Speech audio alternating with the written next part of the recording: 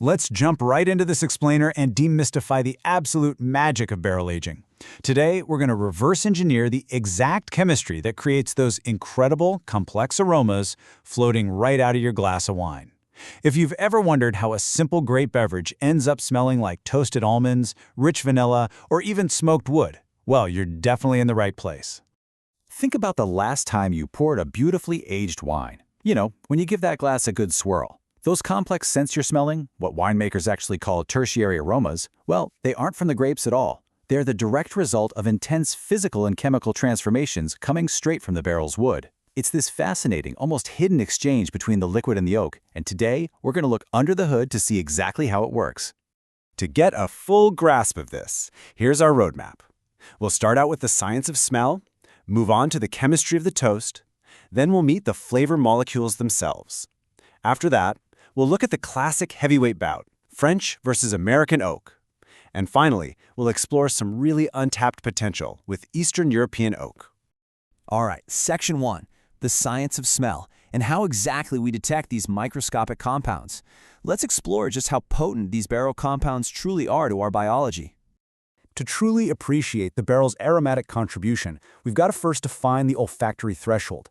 This is basically the scientific baseline. It's the minimum amount of a chemical needed for us to smell anything at all. In sensory analysis, we usually express this as a concentration, and it's simply the exact point where at least 50% of people can detect a specific scent. It really tells us just how incredibly powerful these chemical compounds are when they leach into the wine. And this baseline builds into a pretty fascinating two-step biological process. Step 1 is the aroma sensation threshold. This is when your nose just kind of notices an odor stimulus in the wine. You know there's a smell there, but you can't quite put your finger on it. Then comes Step 2, the aroma perception threshold. This requires a slightly higher concentration of that chemical.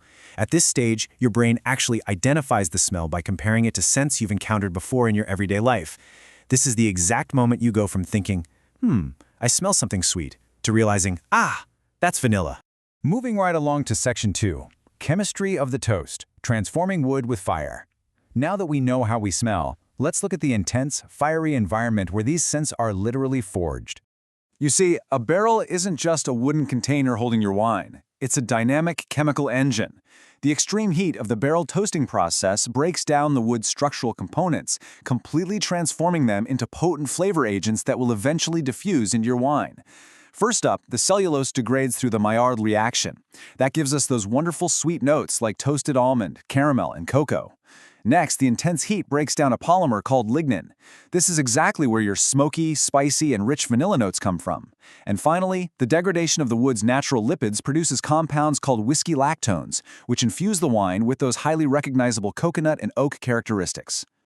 Let's dive into Section 3, meet the flavor molecules. Think of this as the winemaker's spice rack. This is a brilliant translation going directly from complex organic chemistry straight to your sensory experience. It shows exactly where these everyday aromas actually originate. Remember that cellulose? It gives us furanic aldehydes, like furfural, which your brain registers as toasted almonds. Lignin produces phenolic aldehydes, specifically vanillin, which, exactly as it sounds, creates that classic vanilla aroma. Lignin also creates volatile phenols like eugenol, resulting in a really distinct smoky or clove scent. And finally, those lipids break down into lactones, specifically the cis isomer of methyl octallactone. Try saying that 3 times fast. But that complex name travels straight to your nose as a very prominent coconut scent. Now, I really want to emphasize just how incredibly sensitive the human nose is and how wildly different the potency of these molecules can be. Get this, it takes a massive 65,000 milligrams per liter of that furanic compound furfural for your brain to perceive the smell of almonds. But it takes a mere 5 milligrams per liter of 2-methylfuranthiol for you to clearly identify the smell of roasted coffee. No way, right? That means certain chemical transformations in the barrel only need to happen in microscopic, trace amounts to completely alter the entire sensory profile of your wine. All right, Section 4, French versus American oak. It's the heavyweight bout. Let's apply this chemical knowledge to the real world and compare the 2 most famous barrel types used globally. These 2 woods behave completely differently in the cellar. American oak, which is primarily the species Quercus alba, has a much more aggressive profile.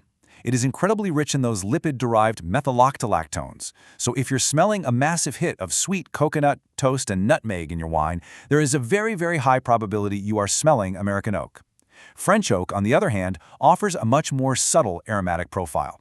It contains higher extractable phenols, giving you delicate but complex layers of vanilla, clove, and chocolate, all backed up by a highly tannic structure. Now, what's genuinely fascinating about French oak is the somewhat counterintuitive science of the toasting process. You might naturally assume that more heat means more of every flavor, right?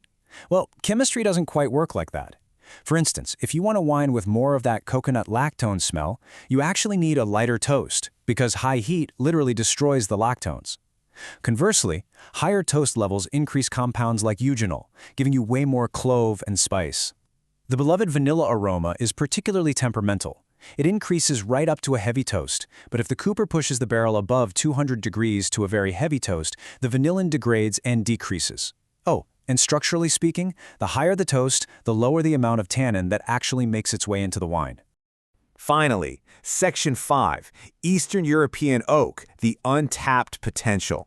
Let's round out our explainer by venturing beyond the usual suspects. The geographical source of the wood changes the chemistry entirely. Just look at Quercus frainetto, an oak native to northern Hungary.